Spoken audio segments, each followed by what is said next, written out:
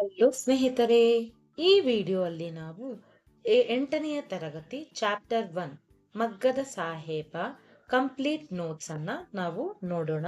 ಮಗ್ಗದ ಸಾಹೇಬ complete Kannada notes. ಕೃತಿಕಾರರ ಪರಿಚಯ ಬರ್ದಿರೋರ್ ಬಗ್ಗೆ ನೋಡೋಣ. ಲೇಖಕರು ಬಾಗಲೋಡಿ ದೇವರಾಯ. ಓಕೆ, 1927ರಿಂದ 1985. ಹುಟ್ಟೂರು ದಕ್ಷಿಣ ಕನ್ನಡ ಜಿಲ್ಲೆಯ ಬಾಗಲೋಡಿ. ವೃತ್ತಿ ಮಂಗಳೂರಿನ ಸರಕಾರಿ ಕಾಲೇಜಿನಲ್ಲಿ ಇಂಗ್ಲಿಷ್ ಪ್ರಾಧ್ಯಾಪಕರಾಗಿದ್ದರು.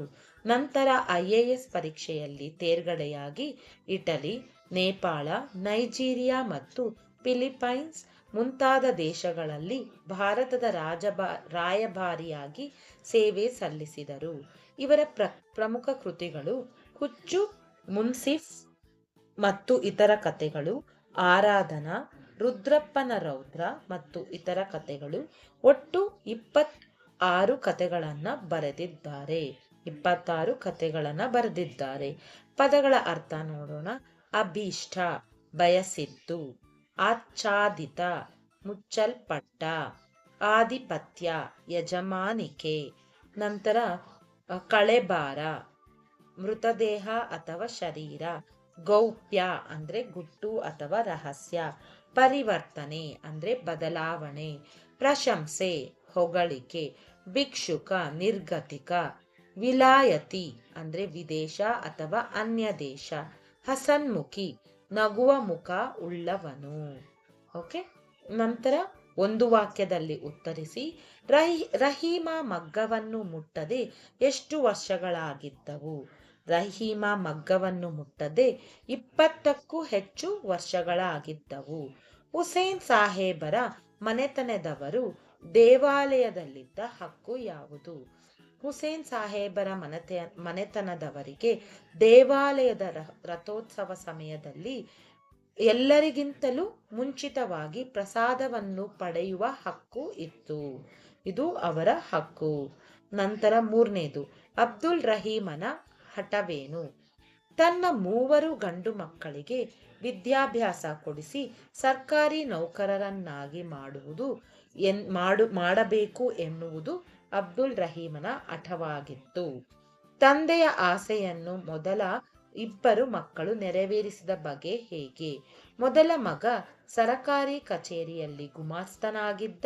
ಇನ್ನೊಬ್ಬ ಪೋಸ್ಟ್ ಮಾಸ್ಟರ್ ಆಗುವ ಮೂಲಕ ತಂದೆಯ ಆಸೆಯನ್ನು ನೆರವೇರಿಸಿದರು.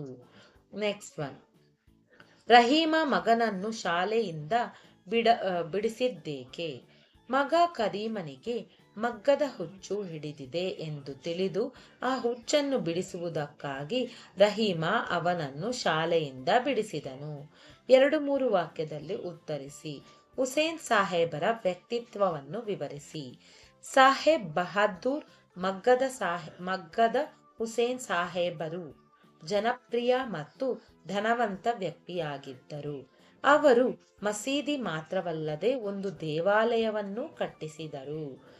ನೆಕ್ಸ್ಟ್ ಒನ್, ಲೇಖಕರ ಹುಟ್ಟೂರಿನಲ್ಲಿದ್ದ ಮುಸ್ಲಿಂ ಧಾರ್ಮಿಕ ಉತ್ಸವದ ಸಂಪ್ರದಾಯವೇನು? ಲೇಖಕರ ಹುಟ್ಟೂರಿನಲ್ಲಿದ್ದ ಮುಸ್ಲಿಂ ಧಾರ್ಮಿಕ ಉತ್ಸವದ ಸಂಪ್ರದಾಯವೇನು? ಲೇಖಕರ ಹುಟ್ಟೂರಿನ ಪಕ್ಕದಲ್ಲಿದ್ದ ಮುಸ್ಲಿಂ ಬಸತಿಯಲ್ಲಿ ಉರ್ಸ್ ಎಂಬ ಧಾರ್ಮಿಕ ಉತ್ಸವ ನಡೆಯುವಾಗ ಲೇಖಕರ ಮನೆತನದ ಒಬ್ಬ ಪ್ರತಿನಿಧಿ ಖಂಡಿತವಾಗಿಯೂ ಉಪಸ್ಥಿತರಿರಬೇಕೆಂಬ ಸಂಪ್ರದಾಯವಿತ್ತು.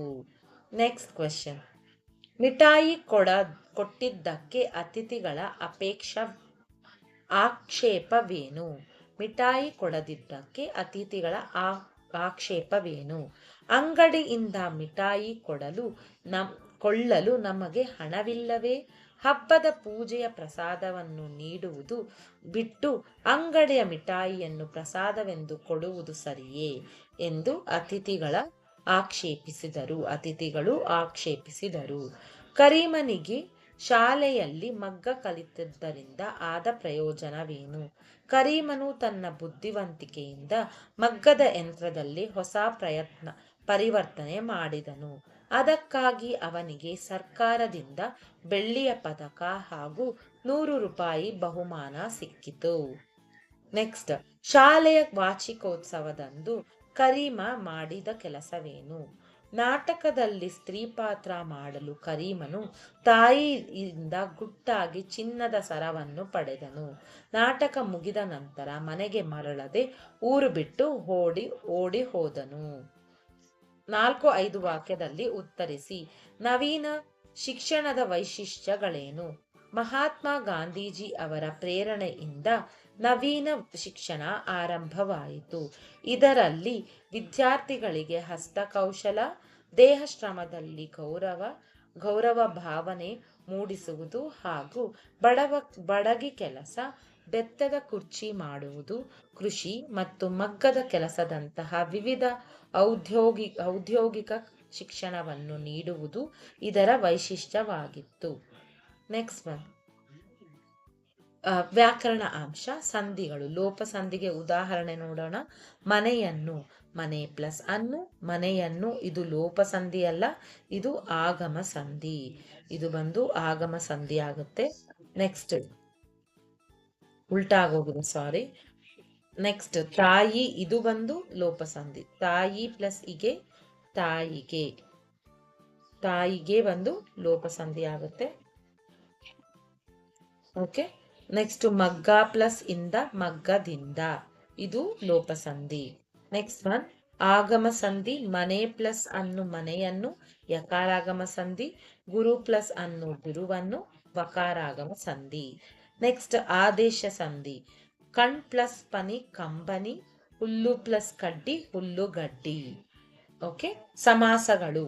ತತ್ಪುರುಷ ಸಮಾಸಕ್ಕೆ ಉದಾಹರಣೆ: ಧನದಿಂದವಂತ ಧನವಂತ, ರಥದ ಉತ್ಸವ ರಥೋತ್ಸವ. ಕರ್ಮಧಾರೆಯ ಸಮಾಸಕ್ಕೆ ಉದಾಹರಣೆ: ಹೊಸದು ಪ್ಲಸ್ ಕನ್ನಡ ಹೊಸಗನ್ನಡ, ಹಳೆಯದು ಪ್ಲಸ್ ಕಾಲ ಹಳೆಗಾಲ. ದ್ವಿಗು ಸಮಾಸಕ್ಕೆ ಉದಾಹರಣೆ: 3 ಪ್ಲಸ್ ಜನ ಮೂವರು, 2 ಪ್ಲಸ್ ಮಕ್ಕಳು ಇಬ್ಬರು, 2 ಪ್ಲಸ್ ಮಕ್ಕಳು ಇಬ್ಬರು ಮಕ್ಕಳು. ಓಕೆ. ವಿಭಕ್ತಿ ಪ್ರತ್ಯಯವನ್ನ ನೋಡೋಣ. ಪ್ರಥಮ ವಿಭಕ್ತಿ ಉ, ಮಗನು. ಈ ಪಾಠದಲ್ಲಿ ಬರುವ ವಿಭಕ್ತಿ ಪ್ರತ್ಯಯ. ಓಕೆ. ದ್ವಿತೀಯ ವಿಭಕ್ತಿ ಅನ್ನು, ಉದಾಹರಣೆ ಮಗ್ಗವನ್ನು. ತೃತೀಯ ವಿಭಕ್ತಿ ಇಂದ, ಉದಾಹರಣೆ ಪ್ರೇರಣೆಯಿಂದ. ಚತುರ್ಥಿ ವಿಭಕ್ತಿ ಗೆ, ಇಗೆ, ಕೆ, ಉದಾಹರಣೆ ತಂದೆಗೆ ಅಥವಾ ಶಾಲೆಗೆ. ಪಂಚಮಿ ವಿಭಕ್ತಿ ದೆಸೆಯಿಂದ. ಷಷ್ಠಿ ವಿಭಕ್ತಿ ಅ, ಅಬ್ದುಲ್ ರಹೀಮನ. ಸಪ್ತಮಿ ವಿಭಕ್ತಿ ಅಲ್ಲಿ, ಶಾಲೆಯಲ್ಲಿ ಅಥವಾ ಮನೆಯಲ್ಲಿ. ಓಕೆನಾ? ಇದೆಲ್ಲ ವಿಭಕ್ತಿ ಪ್ರತ್ಯಯವಾಗಿರುತ್ತೆ. ಈ ವಿಡಿಯೋ ನಿಮಗೆ ಇಷ್ಟವಾದಲ್ಲಿ ನಮ್ಮ ಚಾನಲ್ನ ಲೈಕ್ ಮಾಡಿ, ಶೇರ್ ಮಾಡಿ, ಸಬ್ಸ್ಕ್ರೈಬ್ ಮಾಡಿ. ಧನ್ಯವಾದಗಳು.